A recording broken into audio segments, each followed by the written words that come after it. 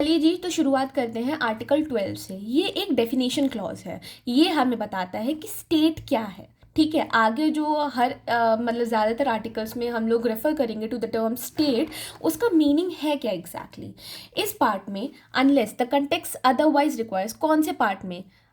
Basically part 3 of the constitution. उस part में unless the context otherwise requires, अगर कोई ऐसा कंटेक्स है जिसमें अलग डेफिनेशन दे रखी है स्टेट की, उसके अलावा हर जगह स्टेट का मीनिंग क्या समझा जाएगा? स्टेट का मीनिंग समझा जाएगा government plus parliament of India, government plus legislature of each state, और तीसरा ऑल लोकल और other authorities within the territory of India और under the control of government of India. ठीक है, ये इंपॉर्टेंट चीज़ें हैं। सब आप ऐसे याद रखिए, गवर्नमेंट है, गवर्नमेंट के साथ पार्लियामेंट आ गई, पार्लियामेंट लेजिस्लेचर आ गया, उस मतलब हर एक स्टेट का लेजिस्लेचर बेसिकली। तो पार्लियामेंट लेजिस्लेचर और हर एक स्टेट का गवर्नमेंट तो है ही। ठीक है, ऑल लोकल या फिर अदर अथॉरिटीज़, हर एक लोकल या कोई भी ऐसी अथॉरिटी जो कि इंडिया के टेरिटरी के अंदर है या फिर गवर्नमेंट ऑफ इंडिया के कंट्रोल के अंडर है। बेसिकली गवर्नमेंट ऑफ इंडिया के कंट्रोल के अंडर कोई भी ऐसी अथॉरिटी है जो कि इंडियन टेरिटरी में है, तो उसको हम लोग स्टेट का पार्ट समझेंगे।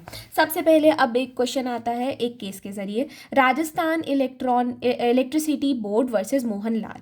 Rajasthan electricity board versus Mohanlal में क्या कहा था? सुप्रीम कोर्ट ने कहा था कि कॉन्क्लूसिव टेस्ट ले डाउन कर दिया गया था ये डिटरमाइन करने के लिए कि कौन कौन सी अथॉरिटीज़ जो है, ये जो टर्म बेसिकली अदर अथॉरिटीज़ हैं, ये यही तो मसला होता है, ये आ गया एक एम्बिगुअस टर्म।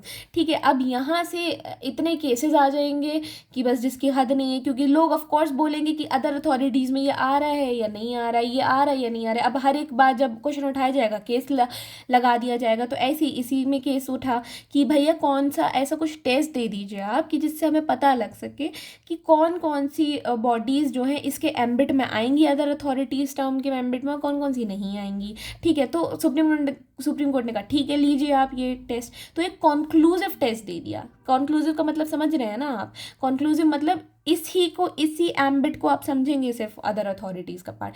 इससे बाहर के अगर कुछ भी अथॉरिटीज़ कुछ भी एम्बिट कवर करें तो उसे नहीं कहेंगे हम लोग। सबसे पहला, has the power to issue direction and any offence against them is punishable by law. उनके पास पहली बात तो पावर है कि वो डायरेक्शन इशू कर सकते हैं, और अगर वो कोई भी ऑफेंस करते हैं तो वो लॉ के जरिए पनिशेबल है। ठीक है, जैसे डॉग नहीं है फॉर एग्जाम्पल, ये सॉरी अथॉरिटी में भी नहीं आएगा, बट मैं एक बहुत रैंडम एग्जाम्पल के जरिए समझा रही हूँ कि भाई आप अगर डॉग कोई लॉ ब्रेक करेगा, आप उसे थोड़ी पनिशेबल कर देंगे। Dog is nowhere punishable under the law. ठीक है, ऐसी कोई अथॉरिटी होनी चाहिए। Dog is not the authority, just for clarification दोबारा बता रही हूँ। ठीक है, दूसरी चीज़, has the power to make rules that would have the statutory effect. ऐसा उनके पास पावर है जो कि वो ऐसे रूल्स बना सकते हैं जिसका स्टैट्यूटरी इफेक्ट हो। ठीक है, जो लॉ बनाए जा सके, जिनका बेसिकली इफेक्ट हो ऐसा। is an agency or instrumentality of state for carrying out trade or businesses which otherwise would have been carried out by the state department। ये एक ऐसी एजेंसी है या फिर इंस्ट्रूमेंटैलिटी है किसकी? स्टेट की। वो बेसिकली कैरी आउट कर रही है क्या? ट्रेड या बिजनेस, जो कि अदरवाइज कौन कैरी आउट करता? स्टेट डिपार्टमेंट कैरी आउट करता है। मतलब स्टेट डिपार्टमेंट के बिहाफ में ऐसा कोई भी एजेंसी या इंस्ट्रूमेंटैलिटी स्टेट डिपार्टमेंट के बिहाफ पे वो ट्रेड या बिजनेस कैरी आउट कर रही है। तो 3 ये पॉइंट बता दिए गए। ठीक है, अब दूसरा केस आया सुखदेव सिंह वर्सेस भगत राम। सुखदेव वर्सेस भगत राम में बोला गया ONGC, LIC, IFC ये स्टेट है, तो उसमें सुप्रीम कोर्ट ने कहा जी जी जी जी बिल्कुल है।